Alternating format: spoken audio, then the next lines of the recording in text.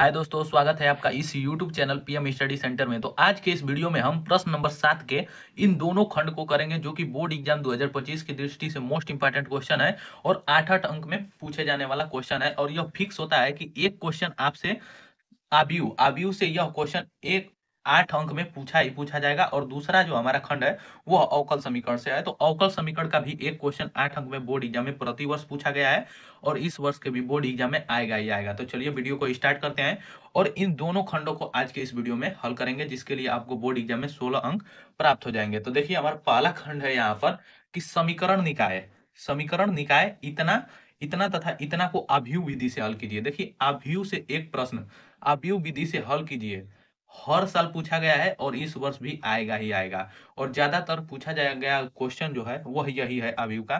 तो चलिए वीडियो को शुरू करते हैं और इस प्रश्न को हल करते हैं। तो देखिए, कह रहा है हमें कि समीकरण निकाय इतना को आव्यूह विधि से हल कीजिए। तो सबसे पहले जो समीकरण दिया गया है उसे लिख लेंगे। तो हमारा समीकरण क्या दिया गया है? तो यह है हमारा 3x minus 2y plus 3z बराबर 8। ये हमारा पहला समीकरण दिया गया है। दूसरा समीकरण है हमारा कि 2x plus Y minus Z बराबर 1। ये दूसरा समीकरण हो गया। और तीसरा समीकरण 4x minus 3y plus 2z बराबर 4। ये हमारा 3 समीकरण दिया गया है और इसी को हमें आव्यूह विधि से हल कर कर एक्स वाई जेड का मान ज्ञात करना है। तो चलिए, सबसे पहले इसको दिए गए समीकरण को हम आव्यूह के रूप में परिवर्तित करेंगे। लिखेंगे यहाँ पर कि दिए गए समीकरणों को आव्यूह के रूप में लिखने पर को आव्यूह मतलब मैट्रिक्स आव्यूह के रूप में लिखने पर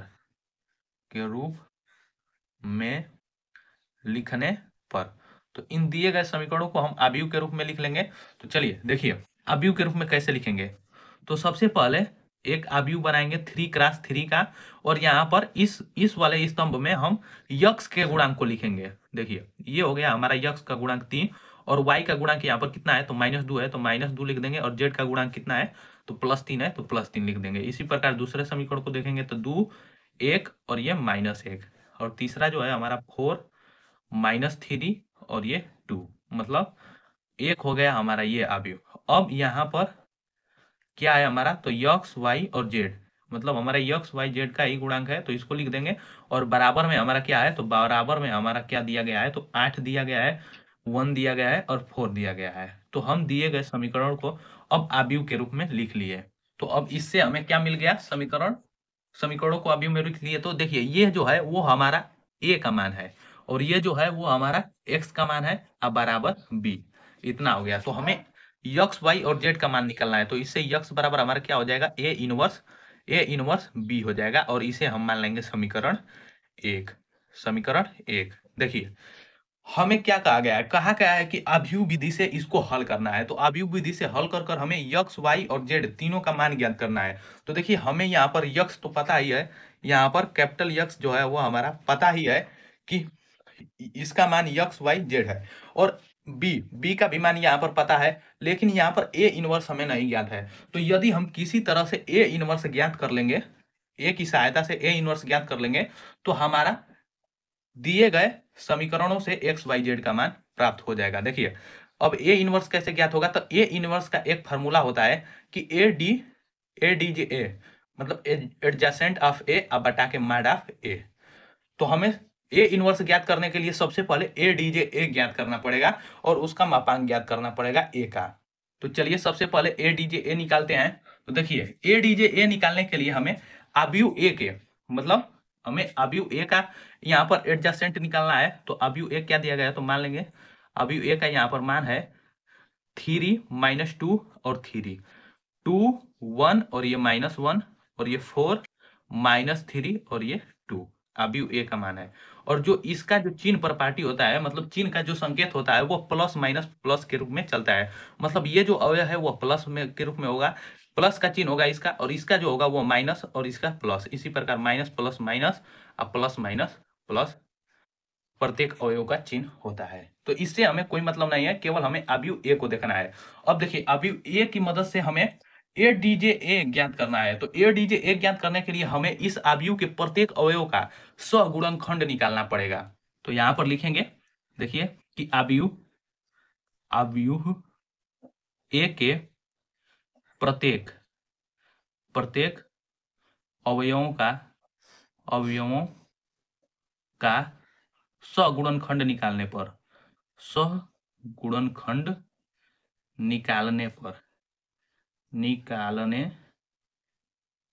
सगुणनखंड निकालने पर। तो चलिए अवयव ए के प्रत्येक अवयव, मतलब इसमें टोटल 9 अवयव हैं और हमें 9 अवयवों का सगुणनखंड निकालना पड़ेगा। तो देखिए सगुणनखंड कैसे निकलेगा। तो अवयव ए का पहला पंक्ति का पहला अवयव मतलब 3 है, इसका सगुणनखंड क्या होगा। तो इसका गुणनखंड सगुणनखंड निकालने के लिए इसके सामने वाले पंक्ति और इसके सामने वाले स्तंभ को छोड़ देते हैं। तो हमारा क्या बचा, तो हमारा यहाँ पर बचा 1 बचा, -1 बचा और -3 बचा और ये 2 बचा। अब इसका हम यहाँ पर इस प्रकार मान निकालेंगे।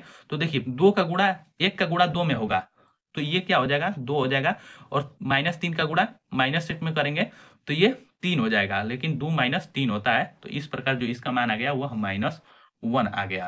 अब हम अवयव ए के पहले पंक्ति के दूसरे अवयव का मान निकालेंगे। तो ये देखिए प्लस प्लस माइनस प्लस के रूप में चलता है, तो ये माइनस हो गया। तो दूसरा अवयव का मान निकालेंगे तो इसके सामने वाला पंक्ति और इसके सामने वाले स्तंभ को छोड़ देंगे। तो बचा 2 - 1 4 और 2 बचा, 2 - 1 4 और ये 2 बचा। चलिए इसका हम यहाँ पर मान निकालेंगे। तो 2 का गुणा 2 में करेंगे तो 4, यहाँ पर माइनस होता है हमारा, और 4 का गुणा -1 में करेंगे तो -4, तो यहाँ पर प्लस हो जाएगा क्योंकि माइनस पहले से ही होता है। तो इसको जोड़ेंगे तो -8 आ गया इसका मान। चलिए इसी प्रकार हम सभी अवयवों का मान निकाल लेंगे। तो चलिए अब हम इस अवयव ए के पहले पंक्ति के तीसरे अवयव का मतलब 3 का हम मान निकालेंगे। तो इसका लिखेंगे यहाँ पर ए लिखेंगे 1 3, इसका मान निकालेंगे तो ये होता है प्लस। तो देखिए इसको लेंगे तो इसके सामने वाला पंक्ति और स्तंभ को छोड़ देंगे, तो 2 1 4 और -3 बचा, 2 1 4 और -3 बचा। चलिए इसका हम मल्टीप्लाई करेंगे, इसका मान निकालेंगे तो ये हो जाएगा हमारा, ये प्लस माइनस प्लस के रूप में चलता है। तो देखिए 2 का गुणा 3 में होगा तो क्या हो जाएगा -6 हो जाएगा, -6 हो गया, और 4 का गुणा 1 में होगा तो -4। इन दोनों को आपस में जोड़ेंगे तो इसका मान आ गया -10। इसी प्रकार अब हम इसका मान निकालेंगे, A21 का मतलब अवयव ए के दूसरे पंक्ति के पहला अवयव, दूसरा पंक्ति है ये और इसका पहला अवयव मतलब 2 का मान क्या होगा, सगुणनखंड क्या होगा। तो ये हमारा माइनस होता है। अब देखिए तो इसको लेंगे तो इसके सामने वाले पंक्ति और इसके सामने वाले स्तंभ को छोड़ देंगे तो 2 3 और यहाँ पर -3 और 2 बचा, 2 3 -3 और ये 2। इसका मान निकालेंगे यहाँ पर तो 2 में 2 का गुणा करेंगे 4 और ये -3 का 3 में गुणा करेंगे तो यहाँ पर -9 है तो यहाँ पर +9 हो जाएगा। और देखिए 4 में से 4 और 9 कितना हो जाएगा, 13 हो जाएगा। यहाँ पर 2 का मल्टीप्लाई 2 में, देखिए यहाँ पर हम इस दूसरे पंक्ति के पहले अवयव का सगुणनखंड निकाल रहे हैं। तो इसके सामने वाला पंक्ति और इसके सामने वाला स्तंभ को छोड़ देंगे तो यहाँ पर -2 और 3 बचा है, यहाँ पर -2 और 3। देखिए ये पहले से यहाँ पर माइनस था तो यहाँ पर -2 3 और -3 और 2। अब इसका मल्टीप्लाई करेंगे आपस में तो यहाँ पर -4 हो जाएगा, -2 का 2 में करेंगे और ये 9 हो जाएगा। इसको आपस में जोड़ेंगे तो यहाँ पर -5 आ गया इसका मान। अब चलिए यहाँ पर 822 का मान निकालेंगे। चलिए जल्दी जल्दी निकाल लेते हैं। तो ये प्लस हो जाएगा तो इसके सामने वाला स्तंभ और इसके सामने वाले पंक्ति को छोड़ देंगे तो 3 3 4 2 आ गया इसका मान। इसको हल करेंगे तो ये हो जाएगा 3 दूना के 6 और -4 3 12, इसका मान आ गया -6। अब 823 का मान निकालेंगे, 823 का तो ये होता है माइनस। तो देखिए इसका मान निकालें, इसके सामने वाला स्तंभ और इसके सामने वाला पंक्ति को छोड़ दिए तो 3 -2 और 4 और -3 बचा। तो देखिए इसको हम हल करेंगे तो ये माइनस है तो पहले माइनस और 3 का गुणा -3 में करेंगे तो -9 हो गया, और माइनस पहले से ही होता है, 4 का गुणा 2 में -2 में किए तो ये +8 हो गया। इसको हल करेंगे तो ये इसका मान 1 आ गया। अब देखिए अब हमें इन बस 6 मान सगुणनखंड 6 तक निकाल लिए। अब हम बस इस तीन सगुणनखंड और निकालना है जो कि हमारे तीसरे पंक्ति के अवयवों का। तो इसका निकालेंगे सगुणनखंड तो A31 मतलब तीसरे पंक्ति के पहला अवयव का मान निकालेंगे। तो इसका निकालेंगे तो इसके सामने वाला पंक्ति और इसके सामने वाला स्तंभ को छोड़ देंगे तो ये -2 3 1 माइनस 1। देखिए मैं आपको इसलिए एक एक सगुणनखंडों का मान निकालने बता रहा हूं, क्योंकि ज्यादातर लड़के सगुणनखंड में ही चिन्ह इधर उधर कर देते हैं और गलत हो जाता है मान, इससे पूरा क्वेश्चन ही गलत हो जाता है। इसीलिए एक एक सगुणनखंड निकालना जरूरी है। तो ये हो जाएगा 2 का गुणा -1 में करेंगे तो 2, अब -1 का गुणा 3 में करेंगे तो 3। इसको हल करेंगे तो इसका मान -1 आएगा। चलिए अब A32 ज्ञात करेंगे तो ये होता है माइनस, और ये इसके सामने वाला पंक्ति और इसके सामने वाला स्तंभ को छोड़ेंगे तो 3 3 और 2 -1, तो 3 3 2 -1। इसका मल्टीप्लाई आपस में करेंगे तो ये -3 का गुणा -1 में करेंगे तो -3 और -6 हो जाएगा। इसको हल करेंगे तो ये 9 आ गया, +9 हो जाएगा। अब देखिए A33 बस हमारा लास्ट अवयव है, इसका हम मान निकाल लेंगे। तो ये है हमारा 2 का निकालेंगे तो इसके सामने वाला स्तंभ और पंक्ति को छोड़ देंगे तो 3 - 2 और 2 1, 3 अब -2 2 और 1। चलिए इसको हल कर देते हैं तो 3 का गुणा 1 में करेंगे तो 3 अब माइनस 2 का गुणा -2 में करेंगे तो -4, और यहाँ पर माइनस पहले से आई है तो +4, इसका मान आ गया 7। मतलब हम इस आव्यूह A के प्रत्येक अवयव का सगुणनखंड निकाल लिए। अब देखिए इससे हमें ADJ ज्ञात करना है, तो अब इसे आगे हल करेंगे तो यहाँ पर लिखेंगे हम कि यदि यदि सहगुणनखंडों सहगुणनखंडों का आव्यूह का आव्यूह आव्यूह C हो तो हम यहाँ पर कुछ भी मान सकते हैं। हम मान लिया कि यदि हमारा ये सब सगुणनखंड निकाले हैं तो इसका आव्यूह C हो तो मतलब हम C बराबर इन सभी सगुणनखंडों का जो मान निकाले हैं उसको हम एक आव्यूह में रख देंगे, वही हमारा सगुणनखंडों का आव्यूह हो जाता है। तो हम सगुणनखंडों का आव्यूह C मान लिए। चलिए अब मान रख देते हैं सभी सगुणनखंडों का। था A11 का मान -1 आया था, A12 का मान -8 और A13 का मान -10। इसी प्रकार A21 का मान -5, A23 का मान -6 और A23 इसका मान 1 आया था। A31 का मान -1, A32 का मान 9 और A33 का मान यहाँ पर 7 आया था। तो देखिए सगुणनखंडों का आव्यूह हमें प्राप्त हो गया है। अब हमें एडजेसेंट ऑफ A ज्ञात करना है, मतलब ADJA। इसको ज्ञात करने के लिए C का परिवर्त आव्यूह। देखिए हम इस दिए गए आव्यूह के प्रत्येक अवयवों का हम सगुणनखंड निकाले हैं और प्रत्येक अवयव का सगुणनखंड निकालकर उसको एक आव्यूह में रख दिए तो वह सगुणनखंडों का आव्यूह हो गया। अब इसका हम परिवर्त आव्यूह निकाल देंगे, मतलब स्तंभ को पंक्ति में कर देंगे और पंक्ति को स्तंभ में कर देंगे तो वही हमारा परिवर्त आव्यूह होता है। तो वो हमारा एडजेसेंट ऑफ A निकल जाएगा। तो चलिए ADJA निकाल देते हैं। तो देखिए ADJA बराबर इसका परिवर्त आव्यूह निकालना है तो कुछ नहीं करना है। देखिए ये पंक्ति है, इसको स्तंभ में कर देना है, मतलब पंक्ति हमारा -1 -1 8 और -10 है तो इसको उठाकर यहाँ से बस इसको इस तरफ स्तंभ में कर देना है। तो -8 और ये -10, देखिए ये हमारा इस तरफ था लेकिन इसको इस तरफ मतलब स्तंभ के रूप में लिख दिए। और दूसरी पंक्ति को भी स्तंभ के रूप में लिख देंगे तो -5 -6 और 1, और इसको भी लिख देंगे तो -1 9 और ये 7। मतलब अब हमें ADJA ज्ञात हो गया। हमें क्या ज्ञात करना है, तो हमें A इनवर्स ज्ञात करना है। तो A इनवर्स ज्ञात करने के लिए हमें यहाँ पर ADJA बटा के माड ऑफ A चाहिए। तो ADJA तो हम ज्ञात कर लिए, अब हमें माड ऑफ A ज्ञात करना है, तब हम A इनवर्स निकाल लेंगे।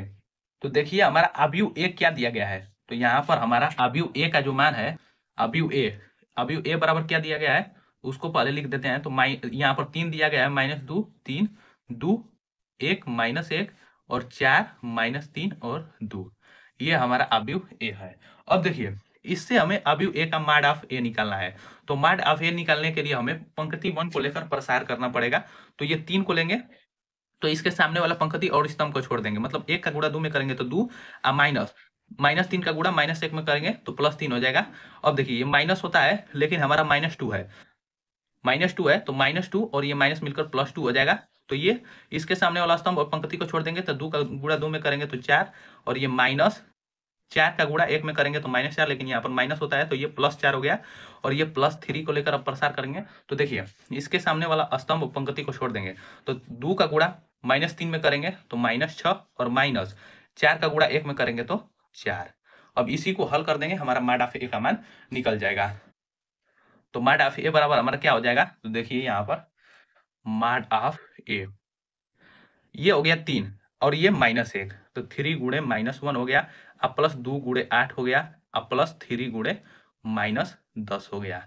आपस में मल्टीप्लाई कर देंगे तो माड ए बराबर -3 प्लस 16 और ये -30 हो गया। इसको हल कर देंगे आपस में तो ये 30 और 3 -33 हो गया, अब प्लस 16, तो मतलब माड ऑफ ए का जो मान आ गया वो हमारा -17 आ गया, क्योंकि -33 में से 16 को घटा देंगे तो उसका मान -17 आएगा।